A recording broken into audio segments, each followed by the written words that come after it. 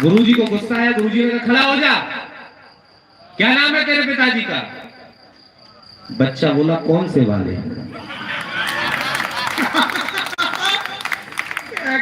आपको हंसी आई, गुरुजी को गुस्सा आया। गुरुजी ने कहा कौन से वाले मतलब तेरे कितने हैं? बच्चा बोला गुरुजी मेरी छोड़ो, मैं आपको बता सकता हूं जो 5 है। अब गुरुजी को और गुस्सा आया। गुरुजी ने कहा अगर आज तू नहीं बता पाया तो पूरे दिन क्लास के बाहर तुझे मुर्गा बनाऊंगा। बच्चे के तर्क सुनना, जवाब सुनना और इस कवि सम्मेलन को खोलना। गुरुजी ने कहा बता। बच्चा बोला सुनो गुरुजी, पहले परम पिता परमात्मा आपके पिताजी है या नहीं? गुरुजी ने कहा ठीक, बात तो ठीक कह रहा है। बोले दूसरे? कि दूसरे आपके अपने पिताजी। गुरुजी ने कहा ठीक, 2 हो गए, तीसरा बता। बच्चा बोला गुरुजी ये बताओ पत्नी के पिताजी को क्या कहते हो?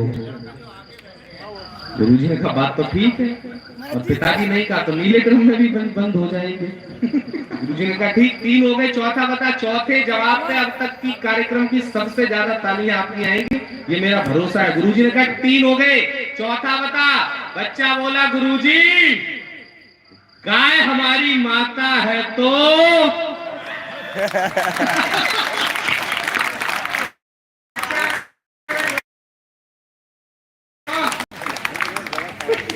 आया समझ में? बोले ठीक, 4 हो गए, 5वां बता। 5वें जवाब पे गुरुजी बेहोश।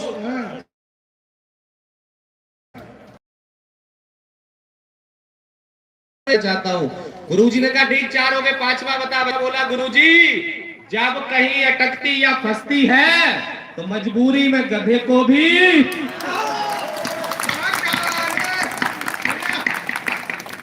और अच्छे अनुभव में तुम्हें ये बता रहा था कि इटावा के लोग ऐसे तालियां बजवाते हैं।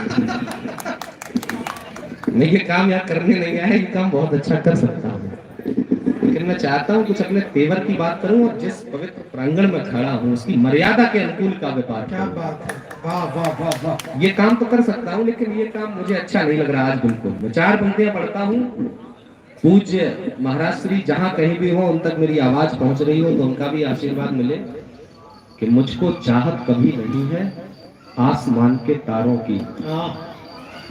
मुझको चाहत कभी नहीं है आसमान के तारों की, बेशर्म हवा के रुख पर चलते सत्ता के दरबारों की, मैं भूषण की सिंह गर्जना खुद की ताकत रखता हूं, वंदे मातरम होठों पर और दिल में भारत रखता हूं। कमाल है। तालियां अगर आपकी उठे तो फिर ऐसे ही उठनी चाहिए। यहां खड़ा हूं, आप लोग श्रीमद् भागवत का यहां पर रसास्वादन कर रहे हैं।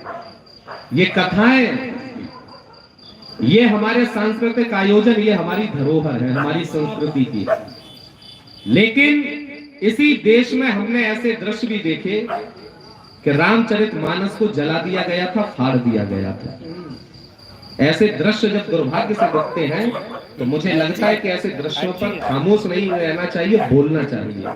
मैं उस दिन मैंने जो लिखा आपके बीच पढ़ता हूं, और अगर यदि आपके दिल की भी यही आवाज हो जो आप कहना चाहते थे मैंने कह